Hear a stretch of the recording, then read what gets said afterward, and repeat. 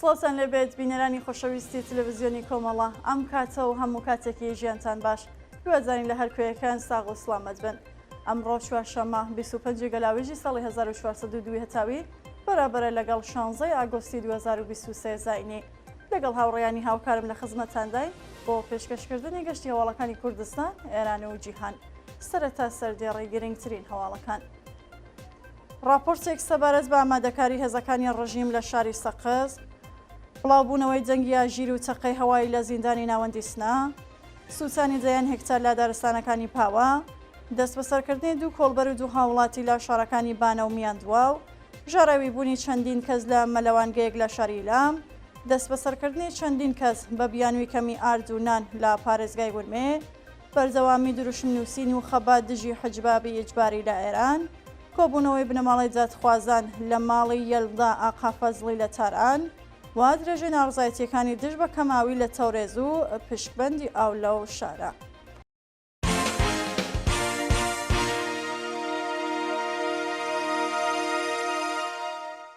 درێژە هەواڵەکان. راپۆرتێک سەبارەت بە ئامادەکاری هێزەکانی ڕژیم لە شاری سەقز. بەپێ هەواڵی گەیشتوو لە شاری سەقزەوە ماوەی چەند ڕۆژە لەو شارە جەنگۆی ئەوە بڵاو کراوەسەوە کە گۆیە بۆ ساڕۆژێک گیان بەخسکردنی ژینامینی 800 ئۆتۆبوس لە پارێزگاکانی دیکە ئێران سەرزانی گۆڕستانی ئایشی دەکەن و ڕژیم لە ئێستاوە ئامادەکاری بۆ دەکات.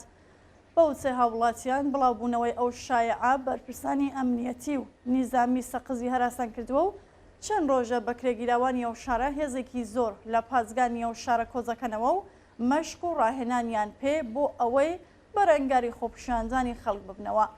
بە پێزانیاریەکان دروشمی ژنجیان ئازادی لە شەقام و کۆڕ و کۆمەڵەکاندا دەوترێتەوە و بووەتە هۆی نیگەرانی جددی هێزەکانی ڕژیم.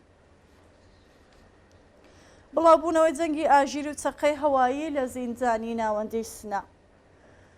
بەپێ هەواڵی گەیشتوو شەوی سێشەممە 24 گەلاوێژ ئاژیری مەترسیدار لە زیندانی ناوەندی سنە بڵاو کراوەتەوە و پاشدەنگی ئاژیرەکە چەندین چەقەی هەوایی کراوە.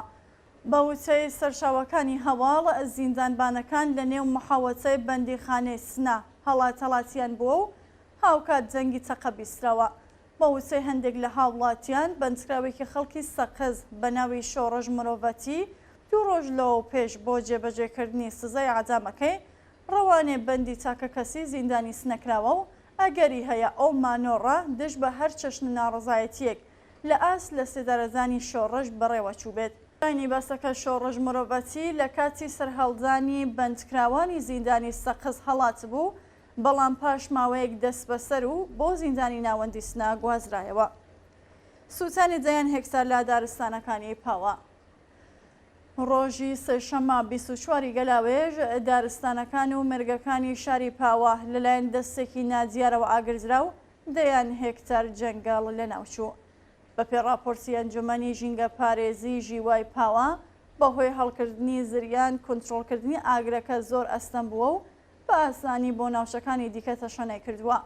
بەڕێوەبەرانی ئەو ئەنجومەنە جاوایان لە خەڵکی ناوچەکە و شارەکانی تر کردووە بچن بە هانایانەوە.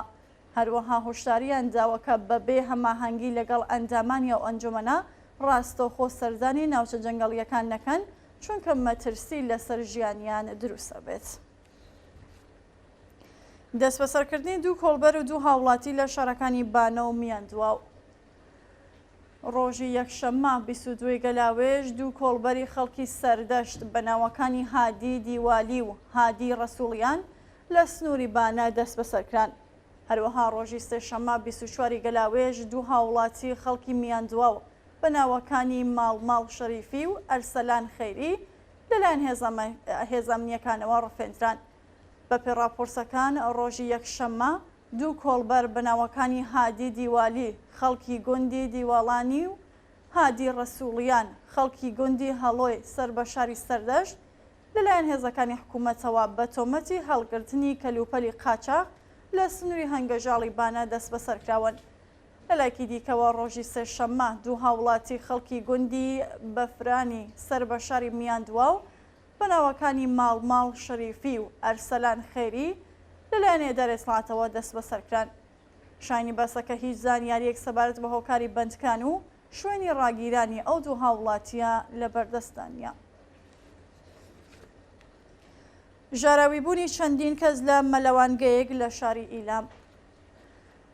شەوی سێشەممە 24 گەلاوێژ بەهۆی دزەکردنی گازی کۆلۆر لە مەلەوانگەیەکی شاری ئیلام چەندین کەس ژاراوی و ڕەوانەی نەخۆشخانەکران. بە پێڕاپۆرسەکان پاش ئەو ڕووداوە هێزەکانی فریاکەوتنی خێرا و ئاگرکوژێنەوە گەیشتونەتە شوێنی ڕووداوەکە و لێکۆڵینەوەکان دەستی پێکردووە، بەڵام هێشتا هۆکاری دزەکردنی گازی کۆلۆر بۆ نێو ئەو مەلەوانگە ڕوون نییە.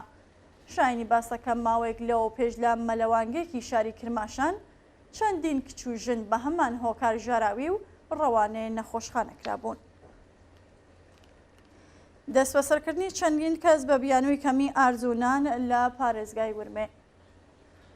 سەرۆکی باڵای دادگستەری ئازەربایجانی غەربی ڕۆژی سێشەممە 24 گەلاویش ڕاگەیاند 31 کەس لەوانە 22 نانوەخانە و 4 بەرپرسی بەرهەمهێنانی ئارد و 5 واسطە لە پەیوەندی لەگەڵ ئاردی قاچاق لەو پارێزگایە دەست بەسەرکراون. ناسر عەتەباتی لەو بارەوەوتی ماوەی 6 مانگە دەستگای قەزایی کاری لێکۆڵینەوە و چاودێری ئەو 31 کەسە دەکات و لەو پەروەندەیە بڕی 1000 تۆن ئاردی پشکدار بە بەهای 190 ملیارد ریال لە نێو بازارەکاندا فرۆشراوە. دەست بەسەرکردنی ئەو 31 کەسە لە حاڵێک جایەکە کۆماری ئیسلامی هۆکاری گرانکردنی نرخی نان و کەمی ئاردی نەبوو ناکارامەی خۆی بەڵکو بە کاسبکارانی گەڕاندوێتەوەکە دۆر و نەخشێکی ئۆتۆیان لەو ماجرادانیە و ئەوانەشی پشکی ئاردی یارانایی لە بازارەکاندا دەفرۆشن کەسانی سەر بە سوپای پاسەران و خودی ڕژیمن کە هیچ کات دادگایی و مەحاکمان ناکرێن. بەردەوامی دروشمنیسوونی و خەبات دژی حەجاب ئیجباری لە ئێران. بە پێ و بێنە و گرسە ڤیدۆیانێ بەدەستمان گەیشتووە کچان و کوڕانی ئازادی خواز و بەرابەری تەڵەب لە شارە جیاجیەکان ئێران لەگەڵ نزیک بوونەوە بە ڕۆژی شۆڕشی ژینە دیواری شارەکان بە دروشمی دژە حکوومەت دەنەخشێن و کچانی ئازا بە بێ حیجابی ئیجباری لە شوێنە گشتیەکان حازر دەبن. بە وتەی سەرچاوە خۆجەیەکان تێکۆشەران لە گەڕەکە جۆراوجۆرەکانی شارەکانی ئێران خۆیان بۆ ڕۆژی شۆڕشی ژینە ڕێک دەخەن و ئامادەکاری بۆ ئەو ڕۆژە دەکەن. هەروەها داوا لە لاوانی خەباتکار دەکەن پەیوەست بۆ چالاکیانە بن. بە پێوەگرسە ڤیدۆیانێ بەدەستمان گەیشتووە کشانی ئازادی خواز و بەرابەری تەڵەب بە فڕێدانی حیجابی ئیجباری دیواری شارەکانی سنا، بۆرازجان، عەراک، شیراز، تاران، کەرەج، زاهیدان، ئەهواز، کرمان، قەزوێن، تەورێز، شاهڕوود، کرماشان و چەند شاری دیکە ئێران بە دروشمی دژە حکوومەت دەنەخشێن و ژنان بە شێوەی بە کۆمەڵ بە بێ حیجاب لە شوێنە گشتیەکان پیاسە دەکەن. کۆبوونەوەی بنەماڵی جادخوازان لە ماڵی یەڵدا ئاقا فەزلی لە ساران. ڕۆژی سێشەممە 24 گەلاوێژ کۆمەڵێک لە بنەماڵی جادخوازانی ئێران بە کۆبوونەوە لە ماڵی هەمیشە زیندوو یەڵدا ئاقا فەزلی ڕێزیان لە بیرەوەریەکانی گرت. باوکی گیانبەختکردوو یەڵدا ئاقا فەزلی لە ماڵپەڕی شەخسی خۆی زانووسی فرمێسک و بزە چ یەکگرتوویەکی بەهێزە چ هاوژینیەکی سەرسوڕهێنەرە وەکو ژیان و مەرگ وەکو سەهۆڵ و ئاگر ئەو هاوژینیە زۆر شتی بۆ وتن هەیە. بەشدار بووان ئەو دیدارە وێڕای ڕێزگرتن لە یادی تەواوی گیانبەختکردوانی شۆڕشی ژینە بەڵێنیاندا درێژە دەری ڕێگای پڕ لە شانازیان بن. یەڵدا ئاقا فەزلی ڕۆژی 4 خەزەڵوەری 1401 دەست بەسەر و ڕۆژی 15 خەزەڵوەر ئازادکرا، بەڵام 25 خەزەڵوەر بە شێوەیەکی گوماناوی گیانی لەدەستە. چالاکی ژینگە پارێزان دژ بە وشکردنی دەریاچەی ورمێ. ڕۆژی سێشەممە 24 گەلاوێژ کۆمەڵێک لە ژینگە پارێزانی ئێران بە بڵاوکردنی بەنێرێکی 6 متری بە وێنەی دەریاچەی ورمێ و هەموو ئەو بوونەوەرانەی ژیانیان بەهۆی وشکبوونی دەریاچەکە دەکەوێتە مەترسیەوە ناڕزایەتی خۆیان لە ئاز وشکردنی نیشاندا. بە پێزانیاریەکان ژینگە پارێزان لە بانگەوازێکدا زاوایان لە تەواوی خەڵکی شۆڕشگیری ئێران کردووە بەشداری کۆبوونەوەی 5 خەرمانانی ئەمساڵ بن. ئەو کۆبوونەوە بڕیارە کاتژمێر 5 ئێوارە لە مەیدانی ئاغری تەورێز، چوارڕێیانی ئێمام و عەتای ورمێ، چوارڕێیانی شەریعەتی ئەردەبیل، سەبزە مەیدانی زەنجان، سەتارخان، ئاریاشار، چوارڕێیانی ناسر خۆسرۆ و مەیدانی ئێمام حوسێنی تاران و سێڕێیانی گەوهەردەشتی کەراج بەڕێوە بچێت. درێژەی ناڕزایەتیەکانی دژ بە کەماوی لە تەورێز و پشکبەندی ئاو لەو شارە. کۆمەڵێک لە ژنان و پیاوانی شاری تەورێز ڕۆژی سێشەممە 24 گەلاوێژ بۆ چوارەمین ڕۆژی بەردەوام دژ بە قەتعی بەردەوامی ئاو لە بەردەم و سانداری کۆبوونەوە. بە وچەی هاوڵاتیان تەورێز پەنجەمین گەورە شاری ئێرانە، بەڵام ماوەی نزیک بە مانگێکە بەردەوام ئاوی خواردنەوە بەسەر دانیشتوانەکەدا قەت دەکرێت و بەرپرسانی ئەو شارە بە تەنکەر ئاو بەسەر گەڕەکەکانی شاردا دابەش دەکەن. وێڕای بەڵێنی بەرپرسانی دەوڵەت بۆ دابینکردنی ئاو هێشتا هیچ هەنگاوێکی کردەوەی هەڵ نەگیراوە و ئاوی خواردنەوەی ئەو شارە پشکبەندی کراوە. دووە هەواڵ قەیرانی کەمی دەرمان لە ئێران و گیان لەدەستانی 170 قەتعی نۆخا لە ئێران. بەهۆی بایەخنەدانی دەوڵەت بە کەمی 200 بابەت دەرمان لە ئێران لە ماوەی 6 مانگی ڕابردوودا 170 نەخۆشی قەتعی نۆخا بەهۆی ئیلتیهابی برینی بەسەر و نەبوونی دەرمان گیانیان لەدەستاوە. لە حاڵێکدا کە ئێران گیرۆجەی کەمی دەرمانە بەڕێوەبەری شرکەتی دەرمانسازی ئەلحاوی ڕۆژی دووشەممە 23 گەلاوی ڕایگەیان، ئەو شرکەتە پاش 55 ساڵ کار دادەخرێت و تەواوی 500 پێرسۆنێلەکەی لەسەر کار دوور دەخرێنەوە.